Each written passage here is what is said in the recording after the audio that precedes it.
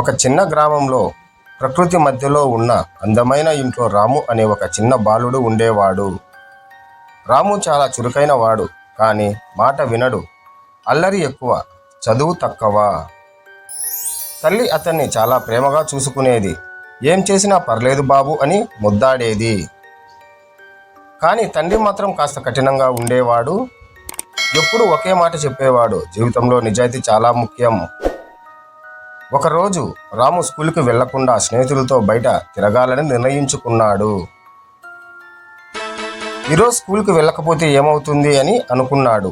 అలా రోజు మొత్తం ఆటలు సరదాలు చేస్తూ గడిపాడు. సాయంత్రం అయింది. ఇంటికి వచ్చాడు. తండ్రి ప్రశాంతంగా అడిగాడు, ఎక్కడికి వెళ్ళావు రాము? రాము కాస్త భయపడ్డాడు, కానీ వెంటనే అబద్ధం చెప్పాడు. స్కూల్కి వెళ్ళాను నాన్నా. తండ్రి కొద్దిసేపు అతన్ని గమనించాడు. ఏమీ అనలేదు. మరుసటి రోజు ఉదయం తండ్రి రాముని పిలిచాడు. రా బాబు, మనం బయటకు వెళ్ళాలి. రాము ఆశ్చర్యపోయాడు. ఎక్కడికి నాన్నా? వస్తే తెలుస్తుంది అని తండ్రి చిరునవ్వుతో అన్నాడు. ఇద్దరూ కలిసి పొలానికి వెళ్ళారు. తండ్రి ఒక చిన్న మొక్కని చూపించాడు. దీన్ని తీసేయి రాము. రాము నవ్వుతూ ఒక చేత్తోనే సులభంగా తీసేశాడు. ఇది చాలా ఈజీ నాన్న అన్నాడు. తండ్రి మళ్ళీ ఒక కాస్త పెద్ద మొక్కను చూపించాడు. ఇది తీసేయి. రాము కాస్త కష్టపడి రెండు చేతులతో పట్టుకొని చివరకు తీసేశాడు. ఇప్పుడు తండ్రి ఒక పెద్ద చెట్టును చూపించాడు. దీన్ని కూడా తీసేయి రాము. రాము ఆశ్చర్యపోయాడు. నానా, ఇది ఎలా సాధ్యం? ప్రయత్నించు అన్నాడు తండ్రి. రాము బలంగా లాగాడు, మళ్ళీ లాగాడు, కానీ చెట్టు కదలట్లేదు. చివరికి అలసిపోయాడు. నానా, ఇది నా వల్ల కాదు అన్నాడు.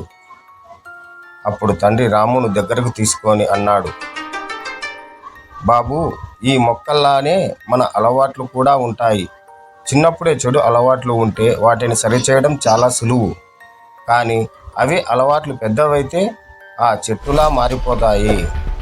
అప్పుడు మార్చడం చాలా కష్టం. రాము నిశ్శబ్దంగా నిలిచిపోయాడు. తండ్రి మళ్ళీ అన్నాడు, నిన్న నువ్వు అబద్ధం చెప్పావు కదా? రాము షాక్ అయ్యాడు. తన తండ్రికి అన్నీ తెలిసినట్టు అర్థమయ్యింది. కళ్ళలో నీళ్లు వచ్చాయి. క్షమించండి నాన్న, ఇకపై ఇలా చేయను అన్నాడు. తండ్రి చిరునవ్వుతో అతన్ని హత్తుకున్నాడు. ఆ రోజు నుంచి రాము మారిపోయాడు.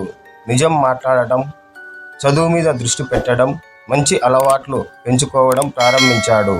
కాలక్రమంలో అతను ఒక మంచి వ్యక్తిగా ఎదిగాడు. చిన్నప్పుడు అలవాట్లు మార్చుకుంటే జీవితం సులభంగా మారుతుంది, లేదంటే పెద్దయ్యాక చాలా కష్టం అవుతుంది.